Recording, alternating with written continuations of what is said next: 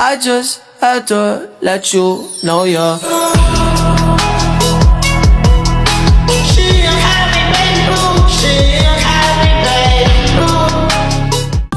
Hai semuanya, pernah gak sih kamu kepikiran kenapa banyak banget perusahaan luar negeri buka usaha di Indonesia? Atau kenapa makanan cepat saji di tiap negara rasanya beda-beda? Nah, di video ini kita bakal bahas itu semua. Mulai dari investasi asing, cara perusahaan masuk ke pasar global, sampai strategi mereka biar bisa survive di seluruh dunia. Yuk langsung aja. Oke, kita mulai dari yang pertama, yaitu FDI atau Foreign Direct Investment.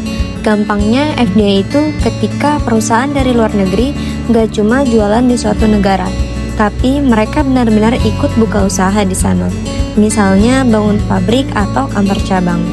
Contoh paling gampang, Toyota Motor Corporation.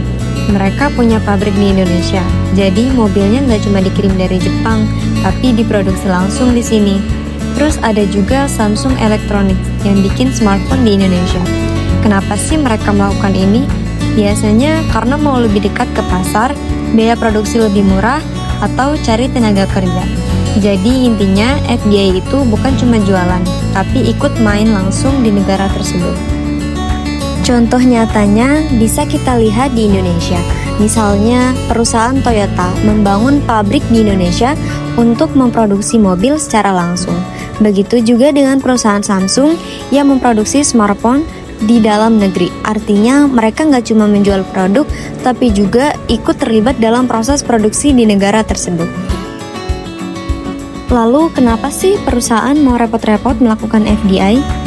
Ternyata tujuannya antara lain untuk mendekatkan produk ke konsumen, mengakses sumber daya seperti tenaga kerja dan bahan baku, menekan biaya produksi, dan juga mendapatkan keunggulan kompetitif di pasar global. Sekarang kita bahas, gimana sih cara perusahaan masuk ke pasar luar negeri? Nah, ini tuh disebut juga sebagai entry mode. Cara pertamanya yaitu melalui ekspor. Contohnya Indofood, yang jual Indomie ke luar negeri. Mereka nggak buka pabrik di semua negara, tapi cukup kirim produknya aja. Kemudian yang kedua, yaitu licensing.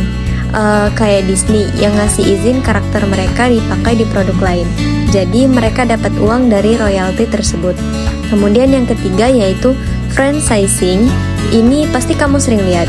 Contohnya tuh kayak McDonald's di Indonesia dijalankan oleh pihak lokal, tapi sistemnya tetap dari pusat.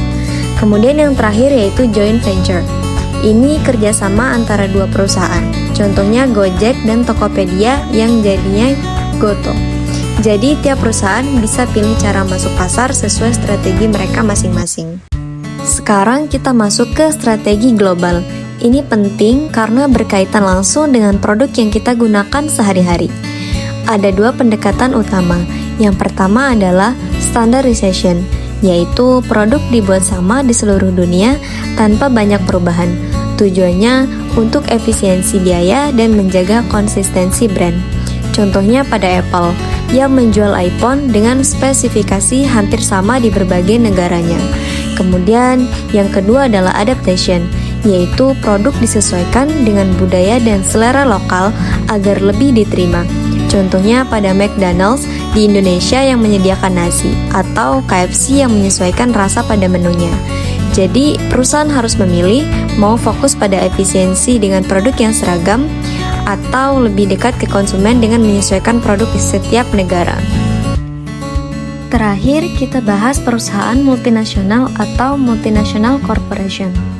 Perusahaan jenis ini beroperasi di banyak negara sekaligus, jadi jelas nggak bisa dipakai sistem organisasi yang sederhana. Mereka butuh struktur organisasi global yang kompleks, biasanya dibagi berdasarkan wilayah atau regional, produk atau kombinasi keduanya. Tujuannya supaya operasional di setiap negara tetap terkontrol, tapi juga fleksibel menghadapi kondisi lokal. Contohnya Unilever. Perusahaan ini punya produk di hampir seluruh dunia, mulai dari makanan, minuman, sampai kebutuhan rumah tangga. Mereka membagi operasional berdasarkan wilayah seperti Asia, Eropa, dan Amerika, supaya strategi pemasaran dan distribusi bisa lebih efektif di masing-masing daerah. Ada juga Nestle. Meskipun perusahaan global, mereka tetap menerapkan strategi adaptasi. Misalnya, rasa produk makanan dan minuman disesuaikan dengan selera lokal. Jadi, produk di Indonesia bisa beda dengan yang di Eropa, walaupun mereknya sama. Selain itu, banyak MNC juga menggabungkan strategi standardization dan adaptation.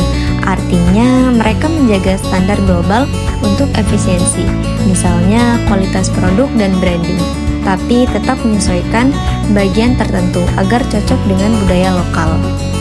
Tantangan terbesar perusahaan multinasional adalah organisasi dan pengendalian. Semakin banyak negara yang dikelola, semakin sulit menjaga komunikasi antar cabang, menyatukan visi perusahaan, serta memastikan semua berjalan sesuai standar. Perbedaan budaya, bahasa, regulasi, dan kondisi ekonomi setiap negara juga memperumit pengambilan keputusan. Makanya, MNC biasanya memanfaatkan teknologi, sistem manajemen modern, dan kepemimpinan global yang kuat supaya semua cabang tetap terhubung dan berjalan selaras. Jadi, kesimpulannya yaitu, bisnis internasional butuh strategi lintas negara yang terintegrasi. Yang pertama, FDI, membantu ekspansi global lewat investasi langsung. Kemudian yang kedua yaitu entry model, menentukan resiko dan kontrol di pasar asing. Kemudian yang ketiga, strategi global, menyeimbangkan efisiensi dan adaptasi.